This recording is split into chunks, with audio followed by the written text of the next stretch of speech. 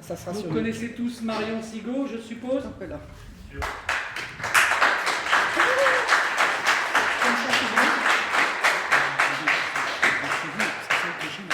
Ah oui.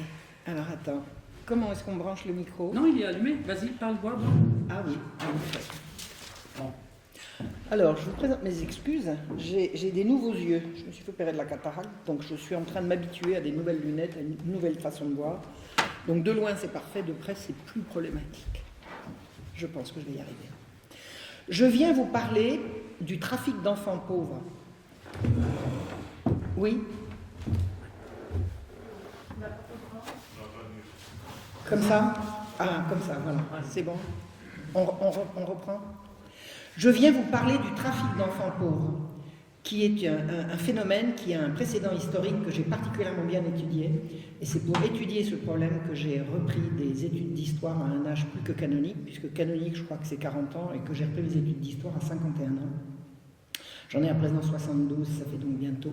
Ça fait plus de 20 ans maintenant que je fais de l'histoire. Oui, vous m'entendez bien là? Un peu plus fort. Alors, s'il y a de l'écho, je n'y peux rien. Vas-y voir. Là, comme ça? Non, il y a toujours de l'écho. Bien en face, peut-être. Alors, je vais faire un gros bisou au micro. Je vais mettre un gros bisou avec du rouge à lèvres. Est-ce que là, ça va? Et là, là, c'est mieux. Il n'y a pas d'écho. Mais ça résonne moins, mais vous m'entendez du coup? Très bien. Bon, je vais essayer de parler plus fort.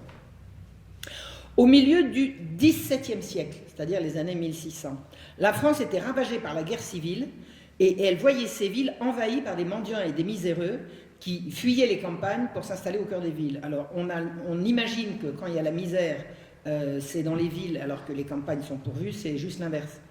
Les villes étant toujours approvisionnées, quand il y a des malheurs à la campagne, les gens suivent les convois de grains qui vont alimenter les villes et se retrouvent au cœur des villes. Donc ça a créé, la guerre civile c'était la fronde, ça a créé des hordes de miséreux qui ont envahi les cœurs des villes et ça a été un véritable problème un véritable problème public, un problème de police absolument indispensable à régler. Et tous ces mendiants et ces miséreux posaient plusieurs problèmes d'ordre public, dont l'un consistant à considérer que parmi tous ces mendiants, il y en avait qui faisaient la comédie. C'est-à-dire qu'un mendiant, c'est quelqu'un qui va exciter la pitié, et pour exciter la pitié, il n'y a qu'à faire semblant. Donc, vous aviez effectivement des margoulins qui abusaient et se faisaient un métier de feindre la misère. On appelait leurs antres au cœur de Paris notamment les cours des miracles. Alors pourquoi disons cours des miracles? Parce que ils se retrouvaient au cœur de blocs d'immeubles en carré, vous voyez. Donc une fois que vous passiez la porte de cette cour, les éclopés, les aveugles, ceux qui avaient tout un tas de misère, ils faisaient sauter les béquilles et ils trottaient comme des lapins. C'est pour ça qu'on appelait ça des miracles. Donc vous aviez effectivement une faune de faux mendiants qui abusaient de la charité publique et ils étaient tellement organisés, ils étaient tellement forts, tellement puissants qu'ils ont véritablement posé un problème de police. Et d'ailleurs, c'est la police qui a réglé le problème. Alors je vous le dis en 2 mots comment ça s'est fait. Quand le lieutenant général de police a décidé de fermer la cour des miracles, il l'a encerclé par des archers, il a dit le dernier sorti sera pendu. Ça a été vite fait. Ça a été très très vite fait. Je ne sais pas s'ils ont pendu le dernier, mais enfin ils sont tous sortis et on a fermé la cour des miracles comme ça.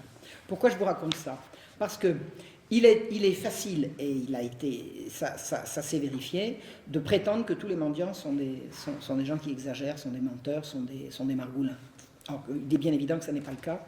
La misère au mi-temps du siècle était absolument réelle et atroce. 4 ans de guerre civile, 4 ans de fronde, ça avait vraiment causé une misère absolument abominable. Et les associations, les sociétés qui faisaient œuvre de charité habituellement étaient débordées. Les associations, les institutions charitables savaient faire pour un mendiant, 2 mendiants, 10 mendiants, pas pour 150, pas pour 1000, pas pour 2000. Vous voyez ce que je veux dire? Donc il y a eu un véritable problème qui a nécessité de prendre des mesures absolument drastiques pour le régler. Alors, on connaît le nom d'un saint homme qui s'y est attaché, il s'appelle Vincent de Paul. Il s'appelait Vincent de Paul, il s'est appelé Saint Vincent de Paul 100 ans plus tard. mais à l'époque, Vincent de Paul est simplement un prêtre qui prêche la charité efficace. On vient le voir en disant mon père, qu'est-ce qu'on peut faire pour aider tous ces miséreux? Réponse, qu'est-ce que vous savez faire? Qu'est-ce que vous pouvez faire?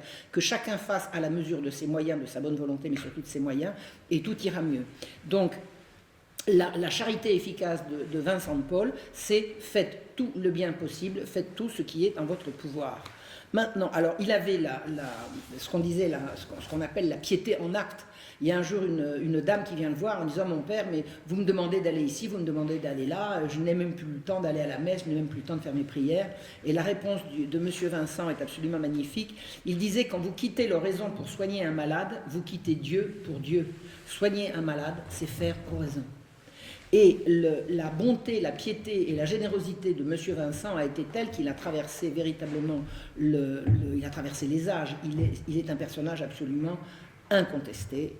Même Voltaire, qui pourtant ne réussissait à dire que du mal des gens, lui, il a cherché, il n'a pas trouvé comment il pouvait dire du mal de M. Vincent. Alors, il y avait d'autres personnes, beaucoup moins saintes et beaucoup moins généreuses que M. Vincent, qui voulaient s'attacher au problème de la mendicité. Alors, c'était les membres d'une secte appelée la Compagnie du Saint-Sacrement. Ces gens étaient des laïcs, c'est-à-dire qu'il n'y avait pas de prêtres dans la Compagnie du Saint-Sacrement, majoritairement des hauts magistrats, ou des magistrats subalternes, mais des hauts magistrats, des grands bourgeois, des princes, des gens de pouvoir qui ont décidé de venir à bout de la mendicité en propageant le bien à leur manière. Alors, d'abord, ils prétendaient que pour faire le bien le mieux possible, il fallait se cacher. Donc, ils ont cultivé le secret. Donc, une société secrète qui veut absolument faire le bien, tout le bien possible. Si vous avez du bien à faire, pourquoi vous cachez-vous? On ne vous demande pas de sonner la trompette, mais au moins, pourquoi vous cachez?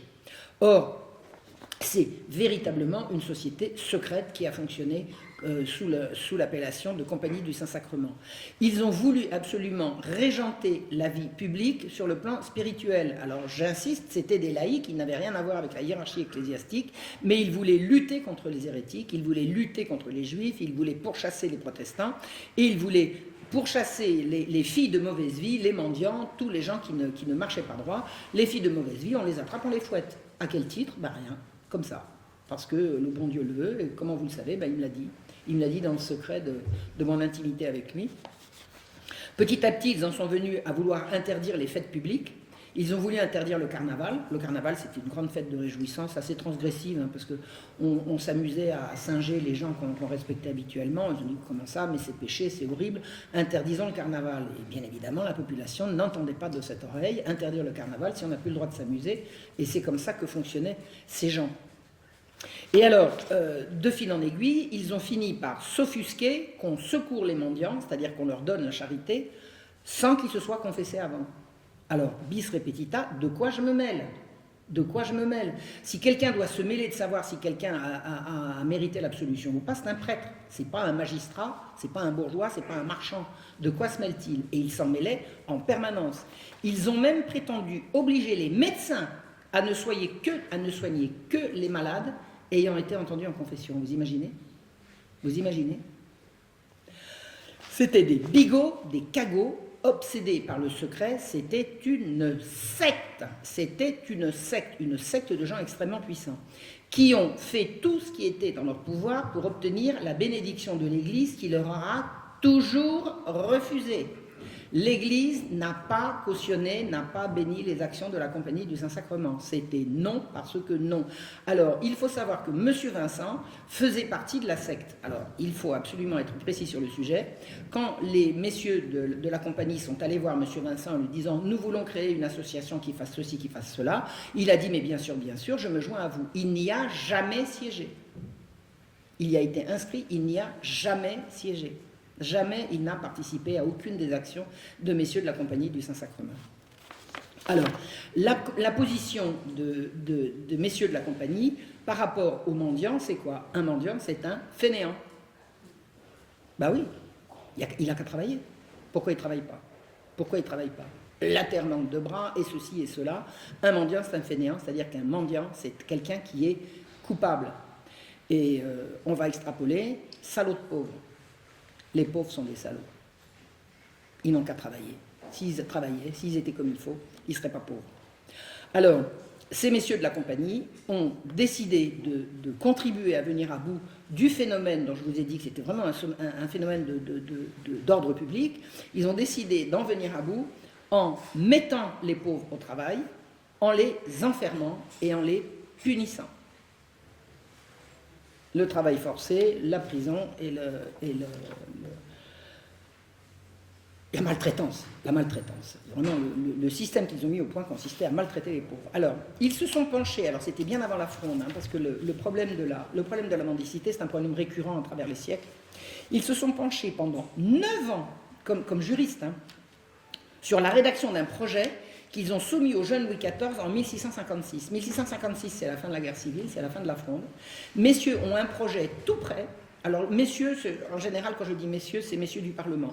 Il n'y avait pas que des juges. Le Parlement, c'est le tribunal. Hein. Le Parlement, c'est les juges. C'est pas du tout une assemblée comme on l'entend aujourd'hui. Le Parlement, c'était les juges.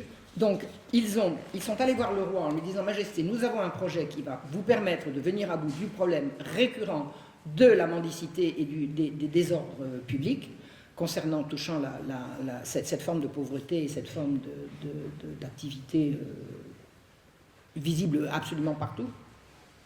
Nous avons élaboré un projet de création d'un hôpital général. Ils y avaient travaillé pendant 9 ans.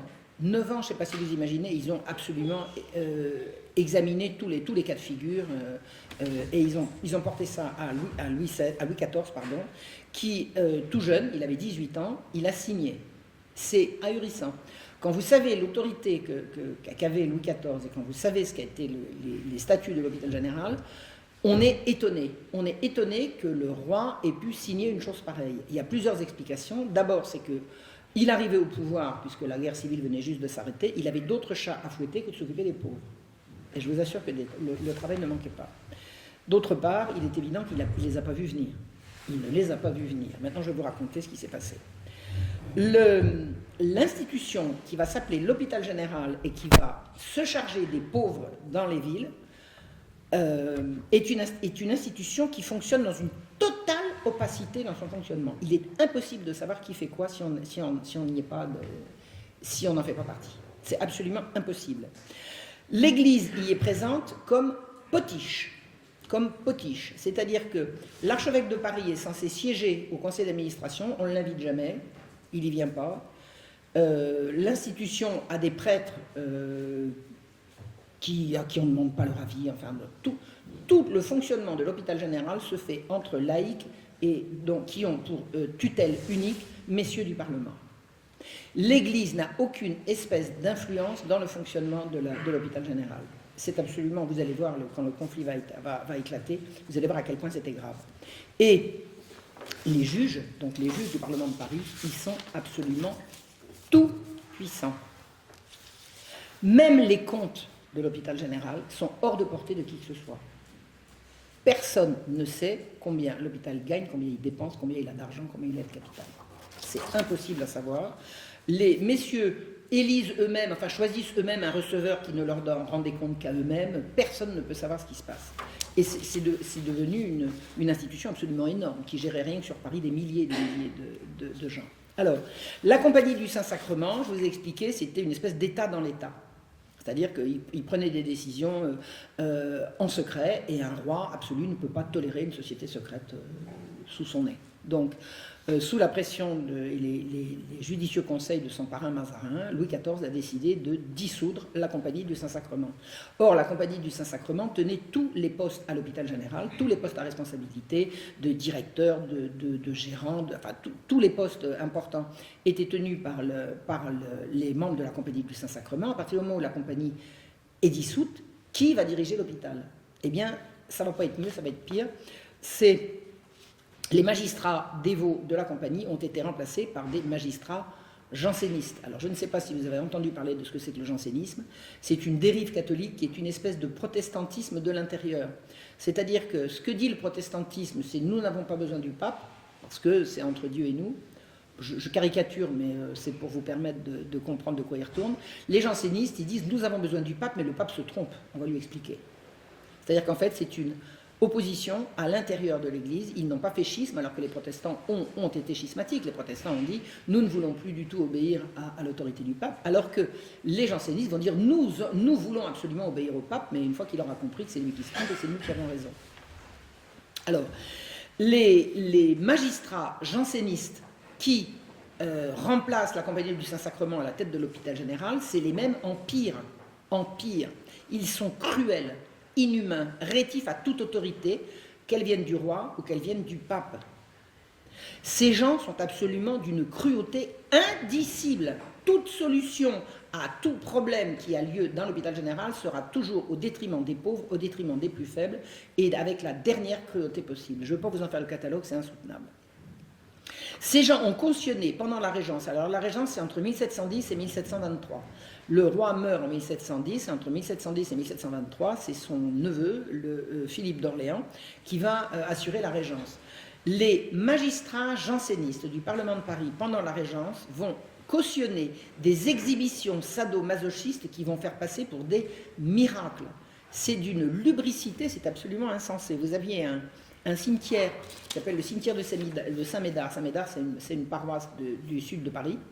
Dans le cimetière, vous aviez des gens qui venaient et qui disaient, qui se penchaient, qui se couchaient sur la tombe d'un dévot laïque qui était mort là, qui était enterré là, et qui était pris de convulsions, de soubresauts, et de convulsions en soubresauts. Ils se mettaient à pousser des hurlements, on se mettait à lancer les jambes en l'air, on se dépoitraillait, on montrait ses fesses. Enfin, je ne sais pas si vous imaginez, le public du quartier venait regarder ça, c'était devenu une distraction, c'était rigoureusement indécent, ça n'avait rien à voir avec des miracles, ça l'Église était là pour le dire, et messieurs du Parlement ont cautionné ces spectacles qu'on appelait les convulsionnaires de Saint-Médard, qui ont tourné à des séances de sadomasochisme abominables.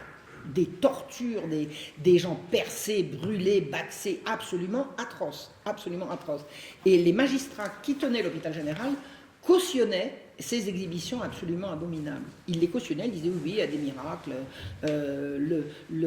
l'archevêque de Paris n'y connaît rien, c'est nous qui savons qu'il y a des miracles. Donc au début c'était du mauvais goût, puis après c'est passé vraiment à de l'abomination. Et une fois que l'autorité royale a réussi à interdire ces horreurs dans le cimetière, eh bien elles ont continué, et jusqu'à la Révolution, dans l'intimité des maisons. C'est-à-dire qu'en fait, ces gens participaient à des séances de torture dans des lieux fermés. Et ils y venaient, ils s'y déplaçaient. Vous imaginez, vous voyez déjà la mentalité. C'est comme de regarder un film gore aujourd'hui, c'est du satanisme. Alors, c'est pas forcément du satanisme directement, mais ça y ressemble. Quand on fait venir une femme, on la déshabille et on la torture, excusez-moi, mais ça s'appelle comment ? Et ces gens-là entendaient régenter tout le monde, et c'est eux qui avaient autorité sur les pauvres. C'est eux qui avaient autorité sur les pauvres enfermés. Alors, les magistrats jansénistes ont été une opposition déchaînée à toute décision qui les dérangeait. Et ils tenaient le Parlement de Paris. Le Parlement de Paris était non seulement le premier tribunal du royaume, où ils rendaient la justice au nom du roi, mais c'était également là qu'ils enregistraient les décisions royales. Je m'explique. La loi émanait du roi. Si le roi prend une décision, la décision sera exécutoire quand les magistrats l'auront enregistrée, c'est-à-dire inscrite dans leur registre. Et quand les magistrats voulaient embêter le roi, ils disaient « Nous ne pouvons pas enregistrer votre décision comme ça, Majesté. » C'est de la résistance, c'est de la rébellion. Et ils n'avaient absolument aucun droit ni titre pour opérer cette rébellion, ça ne les a pas empêchés de le faire. D'autre part, leur opposition à l'Église était claire, le pape avait condamné le jansénisme comme une hérésie. Dans un pays catholique, vous ne pouvez pas professer une hérésie impunément. Ou alors vous n'êtes plus dans un pays catholique, ou vous voyez ce que je veux dire. Donc les magistrats ont refusé d'enregistrer, pareil comme ils faisaient pour les décisions royales, ils ont refusé d'enregistrer la décision du pape, la bulle qui s'appelait Unigenitus, qui condamnait le jansénisme. Donc le jansénisme a continué de pouvoir être professé parce que messieurs du Parlement refusaient d'enregistrer la bulle. Ni le roi très catholique, ni le clergé de France ne pouvaient tolérer ça. Et ça a été une guerre déclenchée pendant tout le règne de Louis XV, entre une magistrature rebelle et l'autorité habituelle, l'autorité légitime, qui était celle du roi et celle de l'Église. Celle du roi sur les affaires civiles et celle de l'Église sur les affaires religieuses. Alors l'hôpital général était entièrement sous la coupe de ces magistrats jansénistes, et l'hôpital général, rien que sur Paris, renfermait des milliers d'hommes, de femmes et d'enfants, tous séparés les uns des autres dès l'instant où ils entraient dans l'institution. On rafle une famille de mendiants, le père, la mère, les enfants, le père va aller ici, la mère va aller là, et les enfants dans un troisième lieu. Et ils ne les reverront pas, parce qu'ils sont enfermés. C'est comme ça. Donc, soumis à la tutelle absolument sadique d'un encadrement noceur, hypocrite et à l'abri de toute poursuite. Alors la caractéristique des jansénistes, c'est de dire le plaisir est suspect, il faut se mortifier, faites ce que je dis mais faites pas ce que je fais, le plaisir est suspect, mais ils faisaient des javas à l'hôpital général. Je ne vous donne pas les détails, mais c'est facile à comprendre, c'était d'une hypocrisie insigne. Donc ils prêchaient la rigueur morale pour les autres, et eux, ils faisaient la fête. Alors en plus de ça, ils étaient à l'abri absolument de toute poursuite. Pourquoi? Parce qu'ils étaient juges. Alors à qui allez-vous vous plaindre de juge? Au juge? Essayez de voir. L'hôpital général, il y a un mot qui peut le définir. Alors c'est un mot anachronique par rapport à l'époque, mais qu'on peut parfaitement utiliser aujourd'hui. Je ne vois pas pourquoi on ne pourrait pas. Ça s'appelle concentrationnaire. C'est un camp de concentration, c'est-à-dire c'est un lieu fermé, à ciel ouvert, d'où il est extrêmement difficile de s'extraire et où la loi qui s'applique, c'est celle du plus fort. Et le plus fort, c'est l'encadrement. Nous sommes maintenant... Alors, il n'y avait aucun moyen d'échapper. Alors, il faut comprendre une chose, c'est que quand vous étiez pauvre, que vous aviez perdu votre outil de travail, pour quelque raison que ce soit, je veux dire, ça peut être une catastrophe climatique, une guerre, la guerre civile, enfin, quelle que soit la raison, vous étiez obligé de vous laisser enfermer. C'était obligatoire. Et il était interdit de faire la charité. À partir du moment où l'hôpital général a été créé, l'idée selon laquelle chacun pouvait continuer de faire la charité, c'était aboli. Vous voulez être charitable, donnez à l'hôpital général qui, lui, s'occupera de donner aux pauvres. Donc, c'était un délit de donner de l'argent à un mendiant. Si des archives, vous voyez un miséreux, une miséreuse, vous lui donnez une piécette, si à la maréchaussée est là, vous êtes bon. Vous n'avez plus le droit d'aider les pauvres. Vous voulez les aider, donnez à l'hôpital général. Et croyez-moi, à l'hôpital général, votre argent sera très, très, très bien employé. Pas forcément pour les pauvres, comme vous avez compris. Donc, nous sommes au milieu du XVIIIe siècle, à présent, les années 1800, au milieu du règne de Louis XV. Alors, vous savez comment on reconnaît le règne de Louis XV? C'est très, très simple. Sur toutes les images que vous allez voir, ils ont un chapeau triangulaire. Le petit triangle sur la tête, c'est le règne de Louis XV. C'est comme ça qu'on les reconnaît. Louis XIV, c'est les grandes perruques, et Louis XV, c'est le petit chapeau triangulaire. Le petit chapeau à 3 pointes. Alors, les plaintes sur les exactions à l'hôpital général pleuvent en permanence sur le bureau du conseil. Il ne se passe pas une semaine sans que des plaintes arrivent sur détournement de fonds, violence, exactions. Enfin, il y a sans arrêt des plaintes. Des plaintes sur la maltraitance, des plaintes sur la cruauté, des plaintes sur les détournements de fonds. L'argent entre à flot à l'hôpital général et ils n'en ont jamais assez. Ils passent leur temps à crier misère, majesté, il nous faut des sous, il nous faut des sous. Qu'est-ce que vous avez fait des sous précédents? Ah, ben on a aidé les pauvres, hein, ça coûte. Comme personne ne pouvait aller regarder ce qui s'y passait, il était impossible de vérifier ce que c'était devenu. Les conditions de vie sont absolument effroyables, les conditions d'hygiène. Il paraît qu'il y avait des endroits qui puaient tellement que les gens qui habitaient là, c'est-à-dire l'encadrement, ils ont déménagé leur dortoir pour aller plus loin, plutôt que d'assainir. Hein. Ça pue, on ne va pas assainir, non, on va juste déménager ceux que ça dérange, ceux qui ont les narines ennuyées par l'odeur. Alors, les plaintes pleuvent sans arrêt, mais elles aboutissent tous sur le bureau des coupables. Vous voulez vous plaindre, vous allez vous plaindre à la justice, mais c'est la justice qui gère le truc. Comment faites-vous? Ça tourne en rond. Comment pouvez-vous demander au juge administrateur de l'hôpital général de juger les administrateurs de l'hôpital général? C'est impossible. Or, il va y avoir, à la fin des années 1740, un conflit insensé qui va éclater à Bicêtre. Alors, Bicêtre, c'est quoi? Bicêtre, c'est une banlieue du sud de Paris, qui s'appelle aujourd'hui le Kremlin-Bicêtre. C'est une banlieue du sud de Paris où se trouve l'hôpital général qui renferme, on dit renfermé, on ne dit pas enfermé, on dit renfermé, les hommes et les adolescents. Alors, il y a plusieurs milliers d'hommes et d'adolescents qui sont à Bicêtre, et vous avez un conflit qui éclate et dont on n'arrive pas à venir à bout entre des laïcs jansénistes qui viennent de Paris pour aider les pauvres et contribuer à faire fonctionner l'hôpital général, et les prêtres de la maison. Les prêtres de la maison, ils obéissent à leur hiérarchie, c'est-à-dire à leur archevêque. Et à un moment donné, le conflit devient tel qu'ils en viennent aux mains. Ils s'envoient des coups de pincette, c'est-à-dire ils en viennent aux mains. Les prêtres en soutane, avec les dévots laïcs, s'attrapent par le chignon, s'envoient des coups. Vous imaginez le scandale. Alors, quel est l'objet de la dispute? Ils se disputent l'éducation des enfants de cœur. Voilà, il y a des enfants de chœur, parce que c'est une institution où il y a une église, il y a des prêtres, donc il y a des enfants de chœur, il y a des messes, donc voilà. Et les enfants de chœur, les prêtres et les dévots laïcs se disputent l'éducation des enfants de chœur. La surveillance, disons, des enfants de chœur. Les pieux laïcs prétendent que les prêtres qui s'occupent des enfants de chœur sont beaucoup trop laxistes avec eux. Ils leur passent n'importe quoi, ils ne sont pas assez sévères. Vous savez, quand les gosses vont en confession, on les absout tout de suite, alors que nous on ferait beaucoup mieux. C'est toujours la même rengaine, si vous voulez. Le reproche de ces gens-là vis-à-vis de l'Église, c'est que l'Église est trop gentille, elle n'est pas assez sévère. Ça sera les mêmes reproches que les mêmes feront aux jésuites. Les jésuites sont trop coulants, ils sont laxistes, ils ont une morale relâchée, comme on disait. Et ce que disent les dévots laïcs concernant les enfants de chœur, c'est on ne peut pas les laisser sous l'influence de ces prêtres, parce que ces prêtres sont beaucoup trop laxistes. Ils n'imposent pas la discipline qu'il faut, ils leur passent tout et n'importe quoi. Les enfants, on voit bien, ils circulent dans la journée sans surveillance. Il faut absolument venir à bout de ça.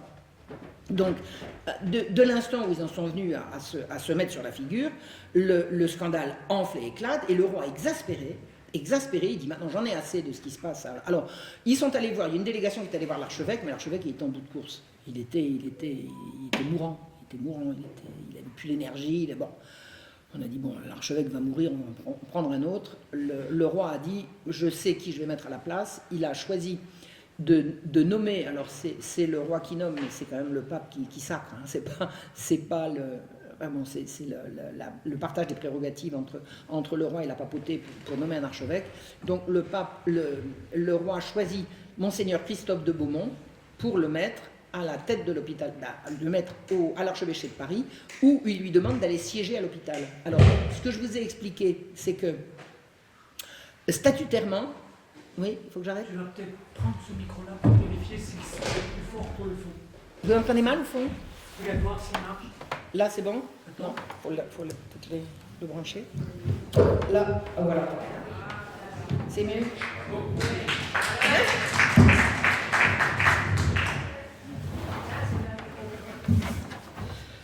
Je me suis arrêtée au milieu d'une phrase, c'était laquelle, vous vous souvenez? Tu la reprends en entier. Il faut que je retrouve laquelle? Christophe de Beaumont. Oui, mais Le roi venait de nommer. le roi, voilà. L'archevêque, statutairement, siégeait à l'hôpital, mais n'y siégeait pas dans les fêtes.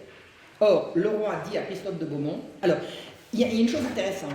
Quand le roi a appelé Christophe de Beaumont en lui disant « vous veux comme archevêque de Paris, vous allez siéger à l'hôpital général », Christophe de Beaumont a plongé devant le roi en disant « Majesté, je vous supplie de m'épargner ça ». Et le roi a dit « C'est un ordre ». Bien, Majesté. Il n'avait pas du tout envie. Je ne sais pas ce qu'il savait, mais il a compris que c'était l'enfer. C'était l'enfer.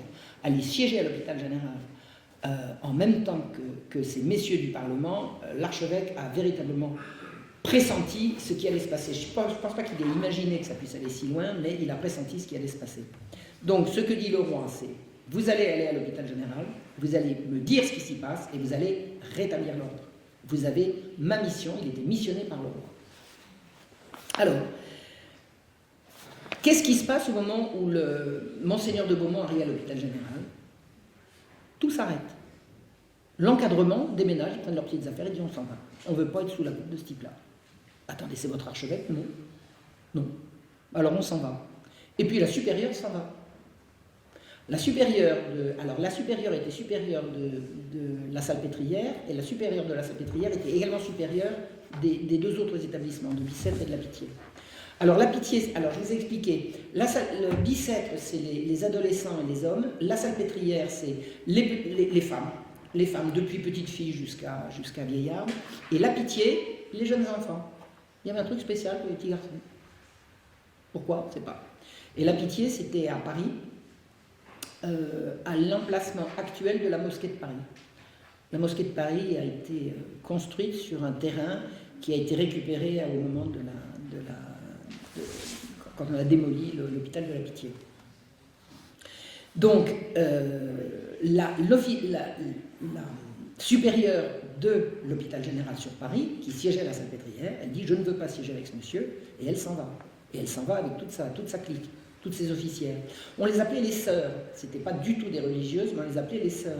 Donc il y a eu beaucoup de confusion dans pas mal de choses qui ont été écrites sur l'hôpital général. Des gens disaient que les religieuses ceci, les religieuses cela. Il n'y avait aucune religieuse à l'hôpital général. Celles qu'on appelle les sœurs étaient des officières. Incidemment, si vous parlez l'anglais ou l'allemand, vous savez que dans ces deux langues, une infirmière est appelée une sœur. Hein, on dit Schwester ou Sister. Donc, à l'époque, ce n'étaient pas des infirmières, c'était les officières, on les appelait les sœurs. Donc, l'officière, la supérieure, déménage mais elle s'en va, alors elle emporte la caisse, hein, faites plus confiance, et elle s'en va avec ses copines en disant on ne veut plus siéger sous l'autorité de Monseigneur de Beaumont. Monseigneur de Beaumont dit on va élire une nouvelle supérieure. L'archevêque a réussi, par un coup d'autorité assez bien ficelé, à faire élire à la tête de l'hôpital général une amie à lui, une veuve, tout à fait comme il faut. Enfin, une dame qui avait tout à fait à la fois l'autorité et la moralité. Enfin, c'était une amie à lui, elle s'appelait Madame de Moisan. Et le jour de l'élection de Madame de Moisan, tout se met en grève. Tout se met en grève.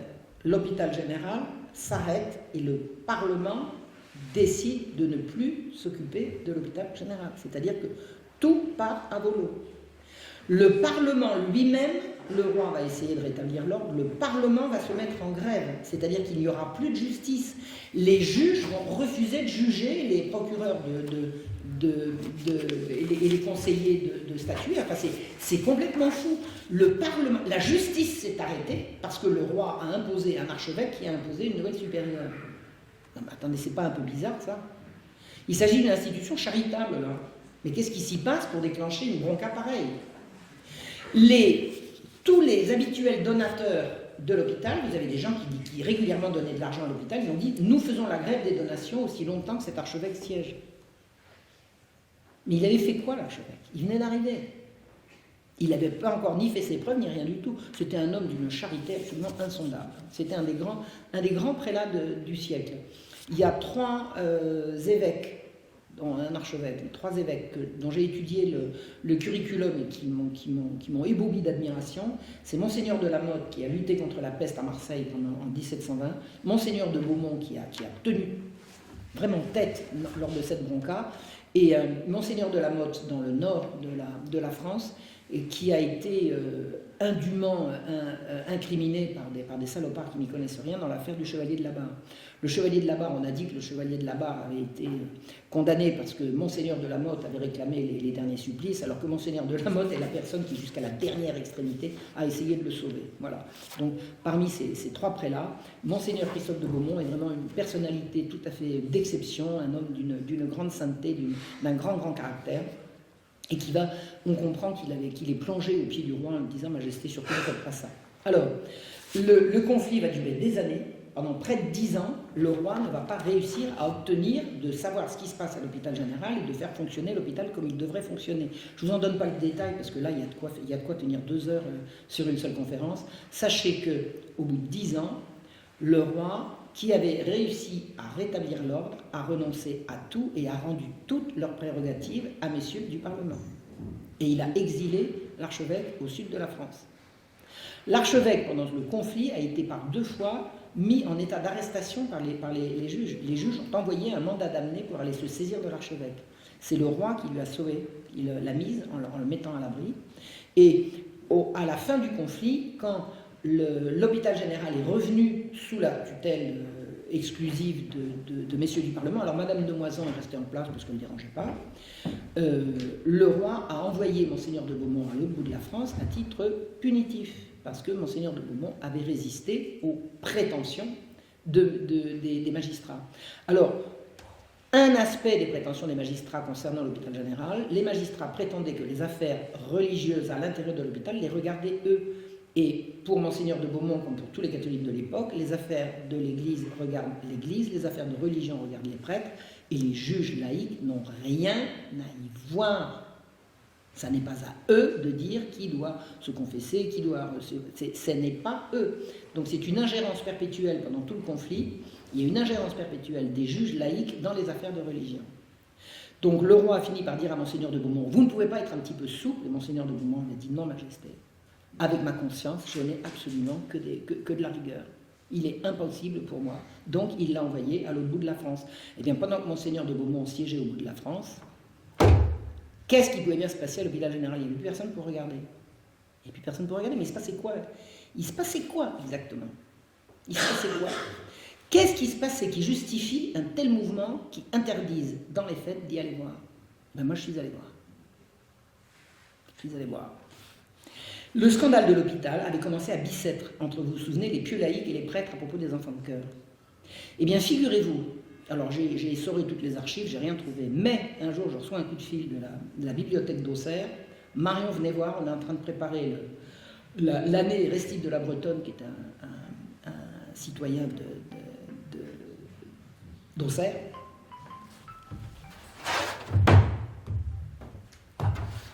Venez voir ce qu'on a trouvé.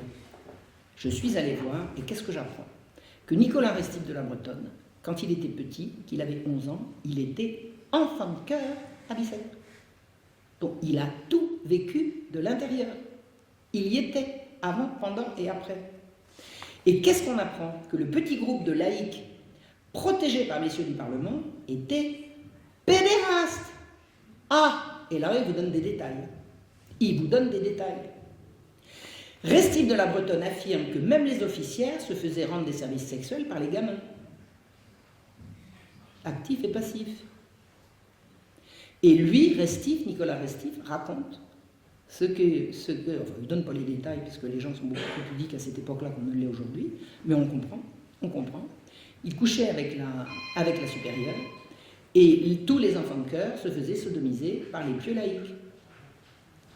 Eh bien, les prêtres, ils n'étaient pas d'accord. Eh oui, ils n'étaient pas d'accord, c'est comme ça que... Alors évidemment, ça ne s'est pas vu tout de suite, hein, il a fallu comprendre.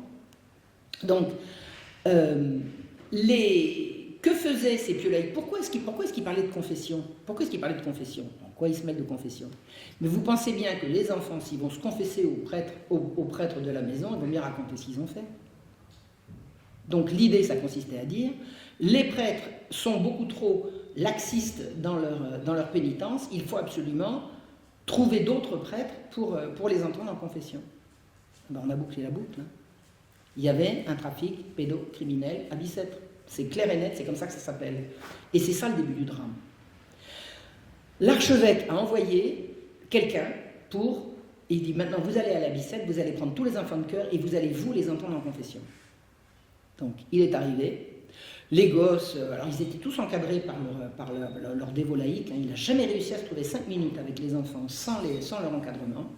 Il leur a dit, je veux au confessionnal, je vous attends. Mais il a attendu. Tous les gosses sont partis. On les a fait sortir. Et on ne les a jamais entendus en confession. Alors ce que raconte l'inénarrable Voltaire de cet épisode, il dit que c'était le fanatisme anti-janséniste de l'archevêque qui avait créé ces problèmes, parce que vous comprenez, l'archevêque, il pouvait pas supporter que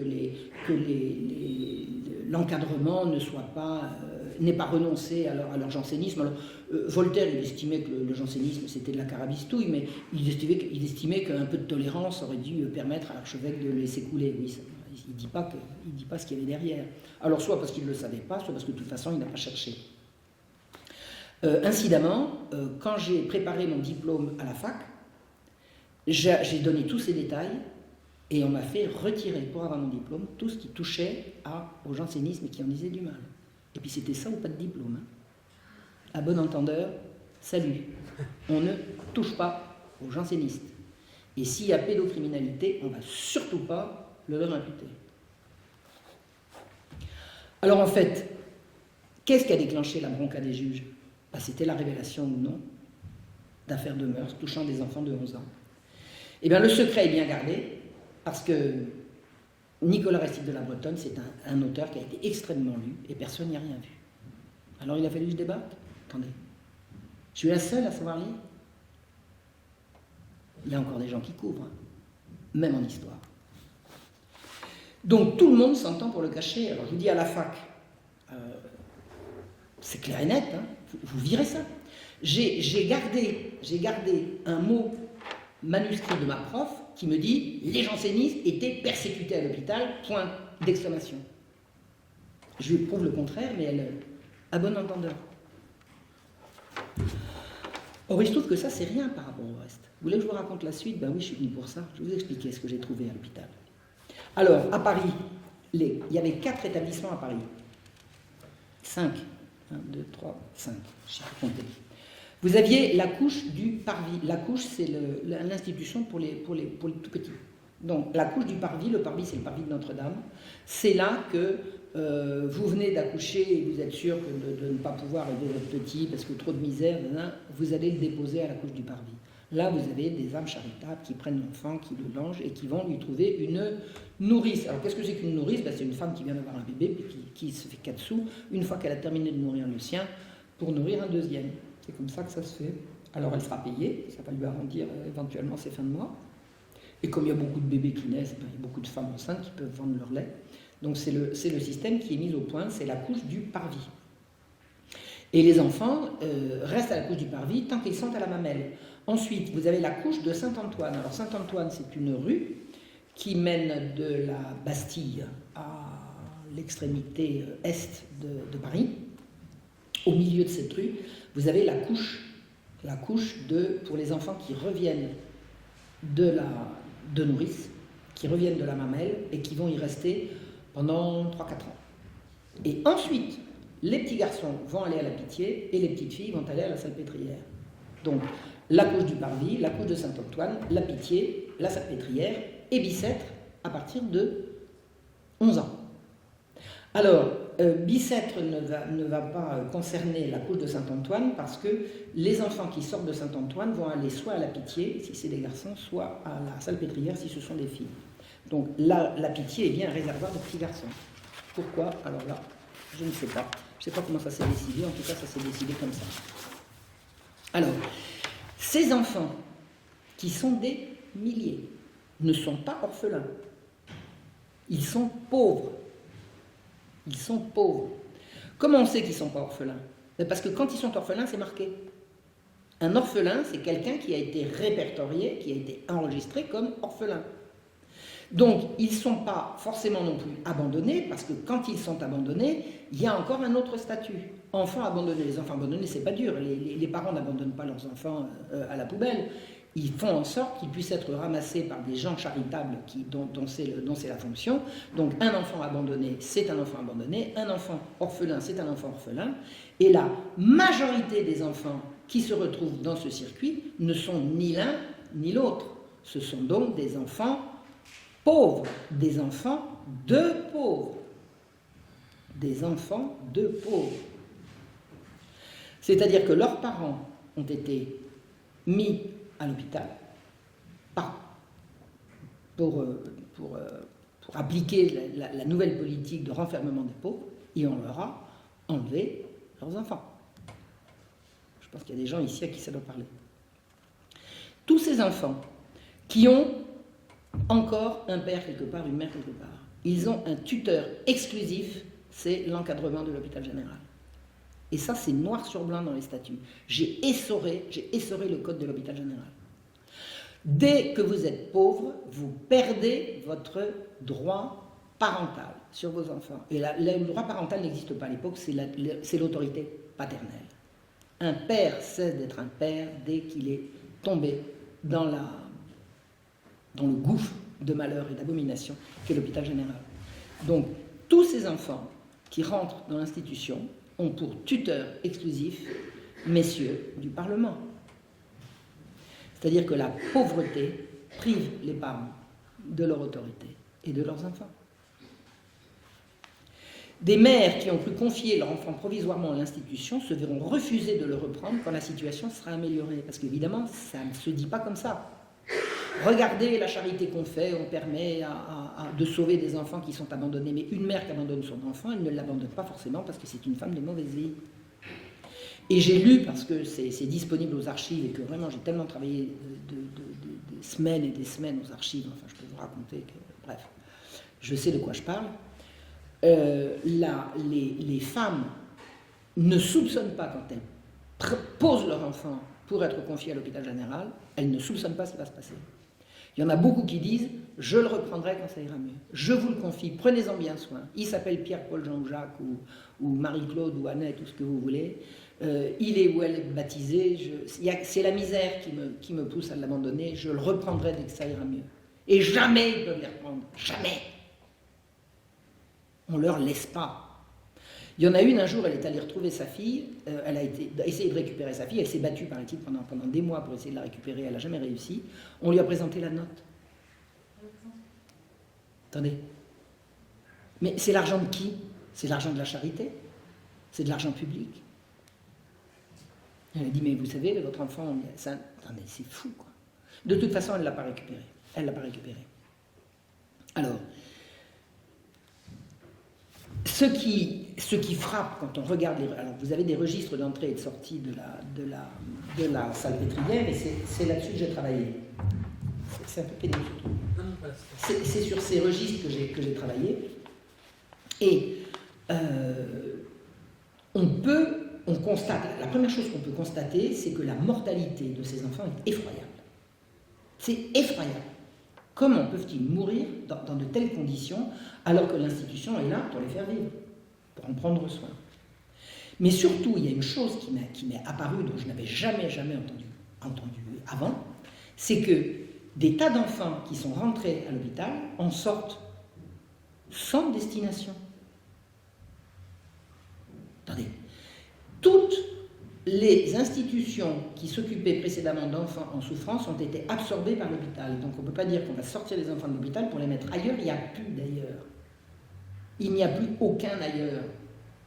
Donc un enfant qui rentre à l'hôpital est censé y grandir ou y mourir, mais pas en sortir. Or ils sortent sans arrêt. Alors si, il y a ceux qui sortent qui vont à l'Hôtel-Dieu, parce que l'Hôtel-Dieu c'est l'hôpital au sens contemporain du terme. L'Hôtel-Dieu c'est là que vous allez quand vous êtes malade. Mais ils vont à l'Hôtel-Dieu puis ils reviennent. Partis à l'Hôtel-Dieu le 3, revenus à l'Hôtel-Dieu le 15 ou le 7, enfin, tout est consigné dans le registre, tout est consigné. Et tous ces enfants qui sortent et qui ne reviennent pas, ils sont allés où? Mais ils sont allés, il n'y a plus d'ailleurs. Il y en a qui s'en vont et qui reviennent. Mais ils étaient où? Puis ils repartent. Puis ils reviennent. Mais à quel titre? Ça, c'est pas marqué. Tout est consigné, mais pas ça. J'ai vu un truc qui m'a fait dresser les cheveux sur la tête. Un petit garçon de 6 ans était venu d'Auxerre. Alors, j'ai étudié Auxerre, parce que c'est à côté de chez moi. Et il est sorti 4 jours après son arrivée, seul. Alors, on l'amène d'Auxerre, hein, il a pris une péniche, il est rentré, on l'inscrit, il rentre, et 4 jours après, il sort. Pour où? On ne sait pas. On ne sait pas. Et vous savez quelle est la caractéristique de ce petit garçon? Il est muet, imbécile et paralytique. Il est censé aller où? Alors, muet et imbécile, j'ai ma traduction. Ce pauvre gosse devait simplement être sourd. Et un gosse sourd dont on ne s'est jamais occupé, il peut passer pour imbécile, tout simplement. En tout cas, il était handicapé, et handicapé moteur. Il ne tenait pas debout. On peut savoir où il est allé, qu'est-ce qu'ils en ont fait. Mais vous pouvez imaginer le pire. Je ne vois pas ce qu'à part le pire, on peut imaginer dans un cas pareil. Les passages de la couche à la salpêtrière sont encore plus insensés. Alors je vous ai expliqué, la couche de Saint-Antoine, c'est les enfants qui, revenus de la mamelle, vont passer quelques années en attendant d'être dispatchés entre la Pitié et la salpêtrière. Il y a 1 kilomètre entre la couche de Saint-Antoine et la salpêtrière. Je l'ai fait en un quart d'heure à pied. Alors, je peux autant vous dire, moi j'ai tout vérifié. Il faut passer la Seine quand même. Une fois que vous avez fait vos 10 minutes de marche à pied pour atteindre la Seine, mais là il y a un bac. Et le bac il appartient à la Salpêtrière, donc il est toujours disponible pour l'hôpital général. Donc en une demi-heure c'est plié. Vous sortez de la couche de Saint-Antoine avec une dizaine de gosses dans un carrosse, une demi-heure après ils sont arrivés à destination. À destination pour celles qui vont à la Salpêtrière et 1 kilomètre de plus pour aller à la Pitié. Donc en une heure c'est plié. D'accord ? Eh bien, figurez-vous que pour parcourir ce 1 ou 2 kilomètres, 30% des enfants qui sortent n'arrivent pas à destination. 30% de chute. Ils sont tombés dans l'eau, quoi. C'est quoi ça? Attendez, j'ai mieux. 60% arrivent à destination 1 ou 2 jours plus tard. Et, tenez-vous bien, j'ai cru au début, j'ai dit je me suis trompé. Non. Ils arrivent 2 jours plus tard dans les 2 destinations.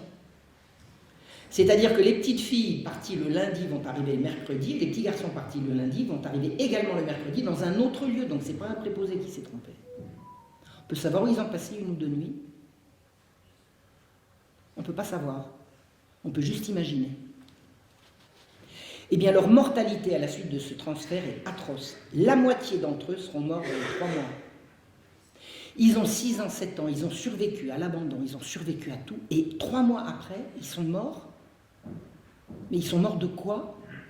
Qu'est-ce qu'on leur a fait? Moi, j'ai trouvé encore pire. Écoutez bien. Ceux qui sont restés à la couche de Saint-Antoine. La couche de Saint-Antoine, vous revenez en sortant de nourrice. On vous attribue un numéro. C'est comme ça que tout est suivi. Ça, c'est Louis XIV qui avait voulu ça. Toute institution royale où vous entrez ou vous sortez, vous ne montrez pas de blanche à l'arrivée, pas de blanche à la sortie. Partout. Que vous soyez matelot, prisonnier, enfant de la couche, n'importe. Vous entrez, vous sortez, vous pointez à l'entrée, vous pointez à la sortie. Donc j'ai étudié tous ces contrats, et tous ces registres, et les petits-enfants qui arrivent de la couche du parvis, qui reviennent de nourrice, on leur attribue un matricule, avec un numéro d'ordre, une date, etc., etc. Compte tenu du nombre d'enfants qui entrent chaque année, et ça c'est vérifiable dans les registres, compte tenu du nombre de contrats d'apprentissage qui ont été signés dans le quartier. Vous avez Saint-Antoine, c'est un quartier d'artisans, on peut très bien imaginer que les gosses, ils vont se trouver un patron qui va les prendre en apprentissage et puis ils vont quitter la couche comme ça. Compte tenu du nombre de décès, parce qu'il y a un registre des décès, on sait qu'il y a un petit cimetière, donc il y a 200 enfants qui ne sont ni en apprentissage, ni décédés, ni transférés, qui sont rentrés et qui disparaissent. 200 par an. 2000 sur 10 ans. Que sont devenus ces gosses?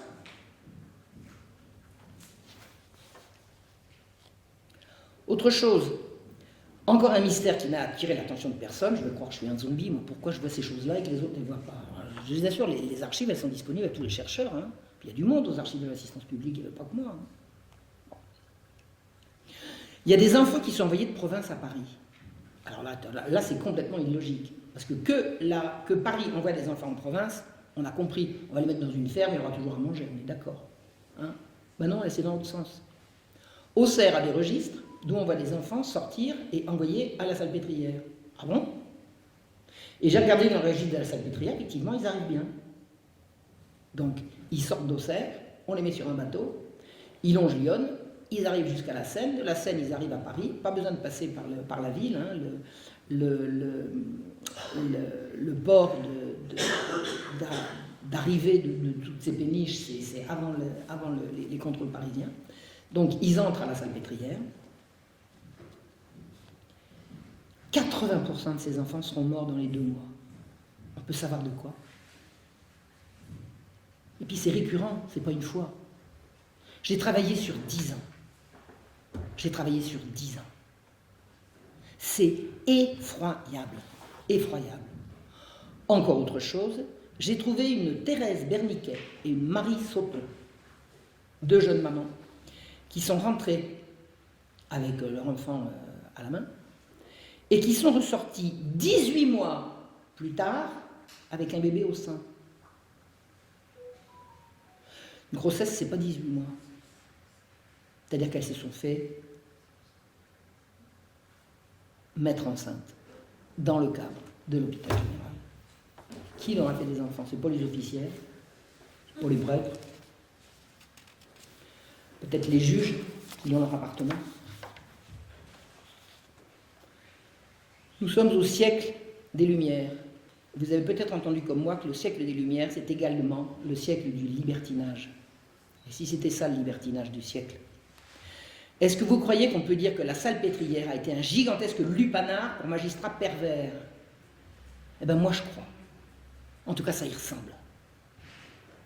Les administrateurs exclusifs de ce cloaque étaient les plus ardents opposants à l'autorité du roi et à celle du pape. Ce sont des gens qui ont préparé la révolution, d'accord?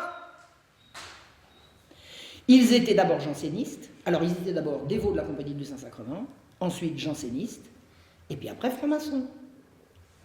Eh oui, ensuite jansénistes et francs-maçons, c'était les deux. Ils sont ceux qui ont fait dépecer vivant le malheureux Damien. Damien, c'est un domestique d'une 40aine d'années qui s'en est pris au roi, pour des raisons, je vous expliquerai ça un autre jour si on a le temps, mais enfin bon, ça touchait encore aux mœurs, peu importe. Il a été mis à mort dans des conditions d'atrocité qui dépassent l'entendement. Et les juges qui ont décidé ça et qui ont refusé qu'on l'achète, c'est eux. C'est les mêmes. Ce sont les mêmes. Le siècle a le goût de l'atroce et de la transgression et de l'amoral. Un certain Boyer d'Argence, alors un homme des Lumières s'il en fut, ami de Voltaire et consorts, a écrit un livre qui s'appelle Thérèse philosophe, dans lequel il justifie de sodomiser des enfants, parce qu'il en a besoin, quand le désir l'aiguillonne et qu'il veut pouvoir travailler, s'il n'a pas un petit enfant ad hoc, comme il dit, pour lui servir de pot de chambre, il n'arrive plus à travailler. Donc un homme de bien doit absolument avoir ça à disposition. Et il ajoute, sinon il risquera de s'en prendre aux enfants à ses enfants propres ou à ceux de ses amis. Alors si ce n'est pas ses enfants propres et ceux de ses amis, c'est quoi? Ben, les enfants des pauvres, ne cherchez pas, ils sont là pour ça. Il y a une historienne qui s'appelait, elle est morte la malheureuse, parce qu'elle est... Bon, ça a été un drame, enfin bref, une excellente historienne qui a fait un travail absolument étonnant sur la prostitution et la police des mœurs. Elle s'appelait Erika Marie Benamou. Alors je vous dis que l'histoire est atroce parce qu'elle avait terminé son travail de thèse et elle s'est défenestrée juste avant de la présenter. Donc ça a été un drame à Paris 7, je n'ai pas les tenants aboutissants, peut-être les nerfs, je ne sais pas. Elle a fait un travail absolument étonnant, elle a vraiment étudié toutes les données de la police des mœurs. Et elle dit que la mode au XVIIIe siècle, c'était la mode au tendron. On voulait des petits. La mode, c'était de dire « Ah là là, elle était drôlement mignonne, elle avait la petite fille ».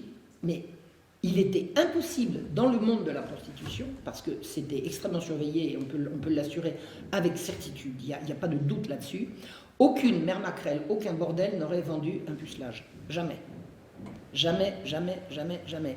La mère maquerelle qui s'y risquerait se verrait, on la mettrait torse nu, on lui ferait traverser toute la ville à califourchon avec un chapeau de paille sur un âne, avec à recevoir la boue, les pierres. Enfin, c'est non. Personne ne va prendre ce risque. Personne ne va prendre ce risque. On ne vend pas de pucelage. D'autre part, et là excusez-moi, je vais être très cru, mais il y a certaines pratiques. Je dis le mot, bon, la sodomie ne se pratiquait pas, on n'obligeait pas les prostituées à l'accepter. Alors, s'il n'y a pas de tendron dans les bordels et qu'on n'oblige pas, faut que les amateurs trouvent autre chose, non? Allez, je vous laisse deviner. Maintenant, je vais vous raconter ce qui s'est passé en 1750 à Paris. Pendant 6 mois, entre 1749 et 1750, les exempts, c'était des agents de police, ont enlevé dans les rues des enfants sur le chemin de l'école, sur le chemin de l'atelier ou sur le chemin du catéchisme. Les gosses, ils reviennent, tagadi, tagada, je reviens de l'école, hop, les exempts passent, un carrosse s'arrête, trois hommes sautent, ils ceinturent le gosse, on le charge, et ensuite, mais où est le petit? Il est rentré de l'école. Ça s'est fait subrepticement au début, et puis de façon de plus en plus voyante, pendant 6 mois, au bout desquels des émeutes d'une violence inouïe ont secoué Paris. Vous ne pouvez pas vous imaginer ce que ça a été.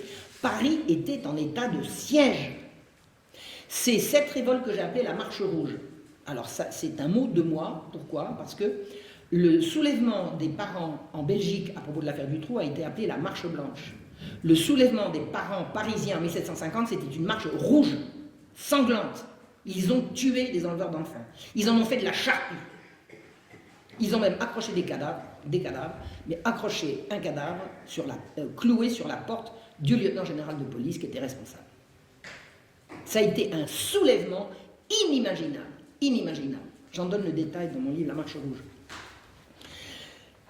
Un procès s'en est suivi. Et qui a jugé?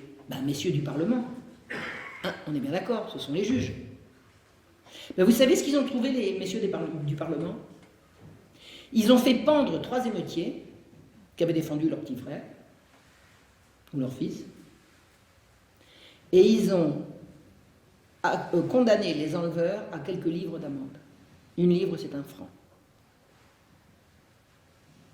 Le hurlement de révolte qui a saisi la population, qui a entendu le verdict à la sortie du palais de justice, vous ne pouvez pas vous imaginer ce que ça a été. Et les juges avaient fait un délit pendant le procès de prétendre que les enleveurs d'enfants avaient reçu des ordres. Prétendre qu'ils avaient reçu des ordres était un délit. Vous savez ce qu'ils ont fait, les enleveurs d'enfants? Ils ont mis la main à la poche, ils ont dit « Tenez, c'est ça l'ordre, lisez bien, je l'ai reçu, je l'ai gardé. » Ils avaient tous des ordres écrits, et c'était un délit de le dire. Cette révolte des parents, que j'appelle la Marche rouge, a été le plus violent soulèvement entre la Fronde et la Révolution. Et ça, c'était véritablement un soulèvement populaire. C'était un soulèvement populaire. C'était des artisans, c'était des femmes d'artisans, les femmes se sont beaucoup manifestées, mais pas uniquement. Ça a été également un soulèvement de domestiques. Les domestiques se sont distingués dans... Ça a été incroyable, incroyable. Le pouvoir a vacillé. Et le roi a dit, mais qu'est-ce qu'il raconte? Qu'est-ce qu'il raconte? Il raconte qu'on me livre des enfants, mais c'est n'importe quoi. Enfin, le roi était outré.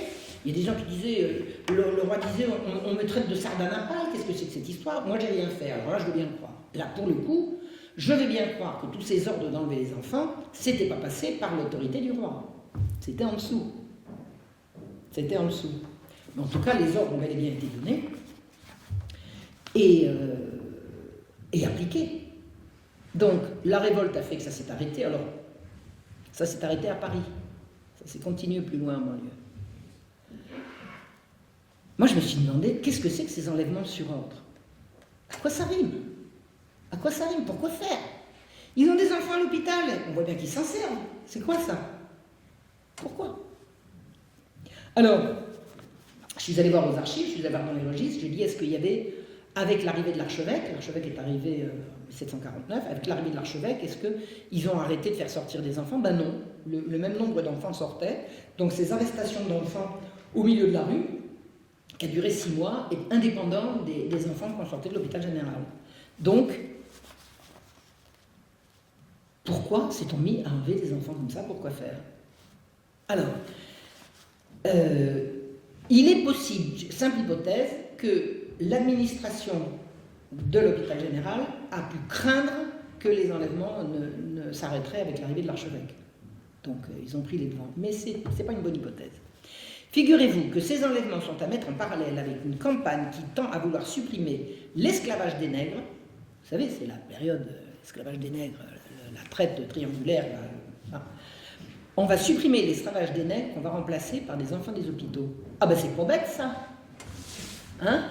Au lieu d'aller chercher des nègres en Afrique, on les paye quand même. D'abord, il faut armer des bateaux, il faut les payer, il faut les transporter. Il n'y a qu'à se servir des enfants des hôpitaux, ils sont là. Et alors? Hein? Pas bête. Le souci, c'est que... Alors, ce gars s'appelait Pierron Chamousset. Il est présenté par la Bibliothèque nationale, la BNF, comme un philanthrope. C'est pas génial? Et vous savez ce qu'il voulait faire avec les nègres qu'on aurait remplacés par les enfants? Il voulait qu'on les revende. Quoi, il les aurait libérés? On va revendre les nègres et on va les remplacer par les enfants des hôpitaux. Pas bête, hein? C'est un grand philanthrope. Alors Voltaire lui tresse des couronnes, évidemment. D'ailleurs, à mon avis, la BNF a copié sur Voltaire. Le souci, c'est que Chamousset a publié en 1756, alors que ça, Ces enlèvements d'enfants, c'est 1750. Quoique, c'est pas parce qu'il a publié en 1756 que le projet n'était pas... On est en plein siècle des Lumières. Les Lumières, c'est à ce moment-là. 1749, 50, 51, 52, tout ça, c'est les Lumières, ça bat son plein. Hein. Ce sont les philosophes qui disent on va tout renverser, on va renverser les anciennes valeurs, ça va être le siècle de la raison. Ce sont ces gens qui veulent supprimer l'esclavage des nègres et qui vont les remplacer par les enfants des hôpitaux. Donc il est vraiment possible que ces enfants aient été enlevés pour ça, même si le texte de Pierre-Anne Chamousset est arrivé après. Alors, autre information que j'ai trouvée dans mes lectures, en mai 1750, au plus fort des émeutes, l'avocat Barbier. Barbier, c'est un mémorialiste qui a écrit depuis la Régence jusqu'à milieu des années 1760. Toute la Régence et le siècle de Louis XV, jour après jour, sous la plume de Barbier, c'est passionnant. C'est un type très intelligent, très sympa, comme il faut. Vraiment, c'est absolument passionnant à lire. Il écrit en mai « On m'a dit avoir reçu une lettre de Marseille par un particulier il y a plus de 15 jours, à qui un homme mande. Mandez-moi si on sait à Paris ce qu'on veut faire de tous les enfants qui arrivent. On en a amené plus de 2000 et on en attend encore. » À Marseille? Mais Marseille, c'est les ports vers la Méditerranée.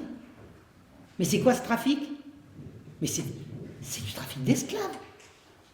C'est du trafic d'esclaves. Alors on a arrêté de les prendre à Paris, mais on n'a pas arrêté de les prendre en province. Et là, on a au moins une destination qui est sûre. Marseille, Toulon, pour les trafiquants d'esclaves de Méditerranée. Et là, c'est bien des Français de chez nous. Hein. C'est pas des... Vous voyez ce que je veux dire? Alors, qui trafique des enfants en direction des ports de Méditerranée? Enfin, allez vous dire, heureusement, la révolution va arriver, tout ça va s'arranger. Alors, vous allez me croire, parce que vous allez me croire. Moi, quand je faisais ces travaux-là, je n'avais pas encore ouvert les yeux sur la réalité de tout ça. J'étais en train, hein, mais j'étais persuadé, je me disais, vivement la révolution, que ça s'arrête. Alors, je peux vous raconter. En 1790, ça fait un an que c'est commencé, hein, le très franc-maçon, duc de la Rochefoucauld-Liancourt, Liancourt pour les intimes, hein, duc de la Rochefoucauld, on va faire plus court, on va dire Monsieur Liancourt, rend un rapport au comité de mendicité que l'Assemblée nationale a institué pour régler le problème de la mendicité. Ça fait 300 ans qu'on veut régler le problème de la mendicité et qu'on sort des nouveaux trucs. Donc la Révolution va faire comme les autres, ils vont faire un comité de mendicité pour régler le problème de la mendicité. Et M. Liancourt va plancher. Alors, c'est qui ce M. Liancourt? Il n'est pas que franc-maçon, il est ami de Diderot, de d'Alembert, de Condorcet, de toute la clique des Lumières. Il va dénoncer dans son rapport toutes les horreurs de l'hôpital que je vous ai décrites. Des milliers de malheureux vivent dans la crasse, la misère, l'oisiveté, la maladie, la cruauté, la brutalité d'un encadrement qui fait la noce sous leurs yeux et qui pille les ressources. Tout le constat fait par le duc de la Rochefoucauld, par M. Liancourt, est absolument conforme à ce qu'on en sait par ailleurs. Hein. Donc c'est un tableau saisissant de réalisme. Sauf qu'il n'a rien vu que les enfants disparaissaient. Et ça, je vous dis, c'est quelqu'un qui veut lire un registre, il peut faire comme moi. Vous savez, c'est pas difficile. Vous prenez un registre, vous faites des fiches sur un tableur, vous voyez bien que les gens, il y en a qui sortent, vous voyez bien qu'il y en a qui ont une destination, d'autres qui n'en ont pas. Il suffit de faire le boulot. Bon, apparemment, je suis la seule à l'avoir fait. J'espère n'être que la première et que d'autres vont suivre et qui vont redécouvrir encore un tas de choses. Toujours est-il que M. Liancourt n'est pas allé regarder que des enfants disparaissaient. Donc apparemment, au moment où il écrivait, personne ne s'était encore jamais penché sur le problème. Mais alors, ce qui est intéressant dans le rapport de M. Liancourt, c'est qu'il faut qu'il trouve des responsabilités. Hein. Si tout ça marche si mal, c'est la faute à qui? Vous et moi, on a compris que c'est la faute des administrateurs. Ben lui, il a vu autre chose. Pas du tout. Pas du tout. Les administrateurs sont blancs comme neige. Ils sont dévoués, désintéressés, charitables, exemplaires. Il n'y a rien à leur reprocher. Donc, tout va mal. Et les exclusifs administrateurs de l'institution n'ont rien à y voir. Alors, il faut comprendre quoi? Il faut comprendre quoi? Eh bien, c'est ceux d'en dessous qui leur ont menti. C'est-à-dire que les administrateurs, ils ne sont pas dans l'hôpital, sauf quand ils viennent faire la Java. Ils viennent faire la Java, ils ne vont pas regarder ce qui se passe. Donc, ils donnent des ordres et ils reçoivent des informations de personnel subalterne. Eh bien, c'est la faute au lampiste. C'est à ça que ça sert, un lampiste. Donc, il vous explique que tout va mal, que messieurs sont blancs comme neige, mais que c'est la faute aux lampistes. Mais attendez, ça ne suffit pas. Il y a une autre responsabilité qu'il faut absolument prendre en compte. C'est la faute de l'Église. Bah oui, voyons. Du moment qu'il y a des affaires de mœurs sordides et des abus, etc., c'est forcément qu'il y a des curés dans l'histoire. Vous savez, parce que je vous ai expliqué que ce n'est pas du tout le cas. Quand on a vu comment fonctionnait l'hôpital général, les prêtres de l'institution étaient là uniquement pour dire la messe, les sacrements, on ne les laissait même pas confesser les gens. Ils n'avaient aucune espèce d'autorité. Alors comment il fait Liancourt pour expliquer ça? Eh bien, il raconte, il fait un historique de toute la lutte contre la pauvreté et la mendicité, de tous les siècles qui l'ont précédé. Et il raconte tout sauf la création de l'hôpital général de 1656. C'est-à-dire que dans les anciennes institutions, jusqu'en 1656, c'était l'Église qui s'occupait des pauvres. Et il ne mentionne pas la décision qui a supprimé le droit, cette possibilité à l'Église. C'est-à-dire que s'il fait l'impasse sur ce qui se passe en 1656, il raconte que l'Église dirigeait, il ne s'est rien passé, donc elle continue de diriger. Donc c'est de sa faute. C'est pas beau ça. C'est pas beau ça. Eh bien, figurez-vous que Diderot a fait pareil dans l'encyclopédie. Diderot, dans toutes les entrées de l'encyclopédie, alors maintenant, au début, quand j'ai commencé à travailler, l'encyclopédie, il fallait que j'aille la chercher en bibliothèque. Alors c'est un machin qui est gros comme ça, je m'attendais pour tourner les pages. Quand c'est on ne fait pas comme un... Bon, c'est extrêmement compliqué. Donc, tourner les pages de l'encyclopédie, pour savoir ce qui se passait à l'hôpital général, il faut chercher dans l'encyclopédie mendicité, enfance abandonnée, pauvreté, population, et des entrées comme ça. Maintenant, il y a Internet, alors bing, vous appuyez sur un bouton, puis tout dégringole. Et j'ai cherché, j'ai essoré toute l'encyclopédie pour voir ce que Diderot pouvait raconter de l'hôpital général. Il n'en parle pas, l'hôpital général, le mot hôpital général n'y existe pas. Il n'y existe pas. Il n'y a pas d'hôpital général dans toute l'encyclopédie.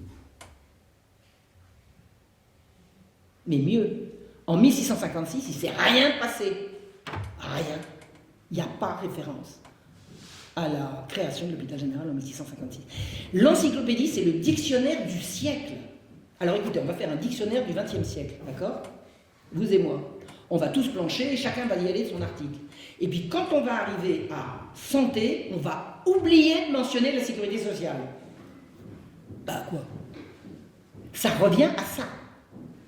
Et l'encyclopédie avait la prétention d'être un dictionnaire de tous les savoirs du moment. C'était ça sa prétention. Donc Liancourt face au comité de mendicité, face à l'Assemblée nationale, bon, et Diderot dans l'encyclopédie une vingtaine d'années avant, n'ont pas mentionné l'institution qui a ébranlé le trône.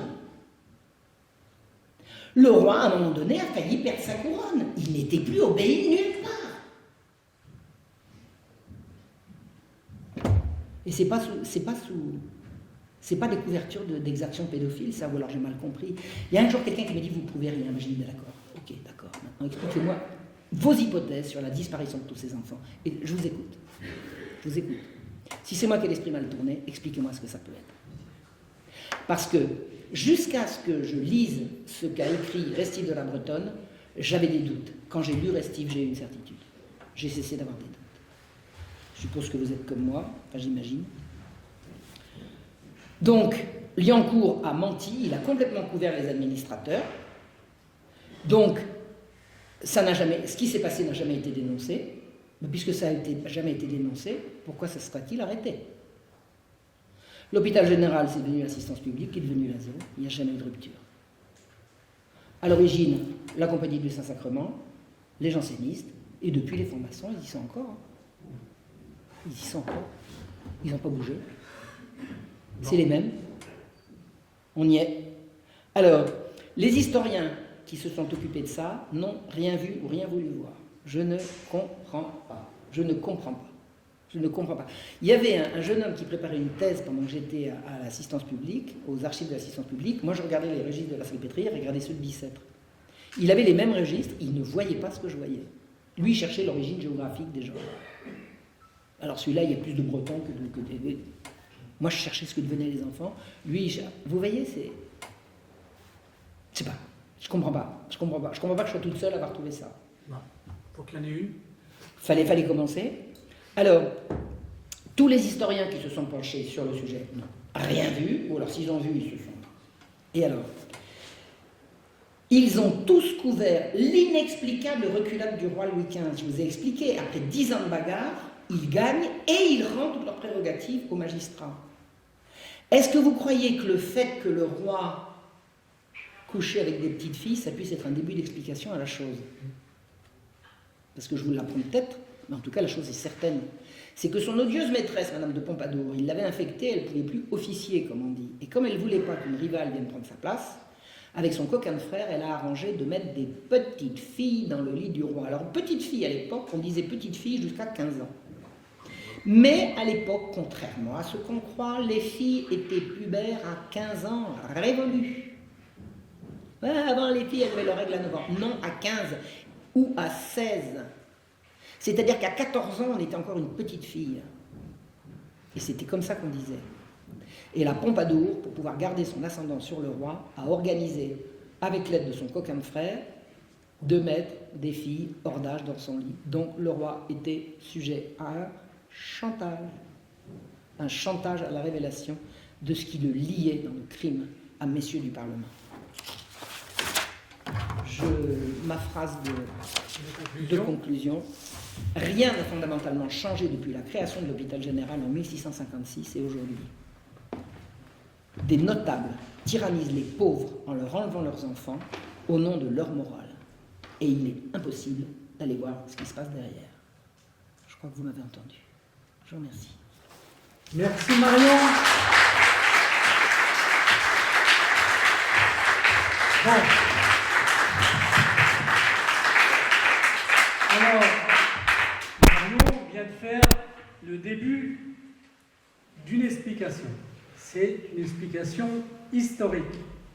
Maintenant, on va avoir un deuxième volet parce qu'on va modifier un petit peu la présentation de ce qui était prévu. Chloé, qui devait intervenir en deuxième, va intervenir en troisième parce qu'elle a besoin du vidéoprojecteur qu'on va brancher tout à l'heure. C'est donc une dame de l'ASE qui va venir parler. Vanessa, est-ce que tu peux venir, s'il te plaît? Et vous allez voir.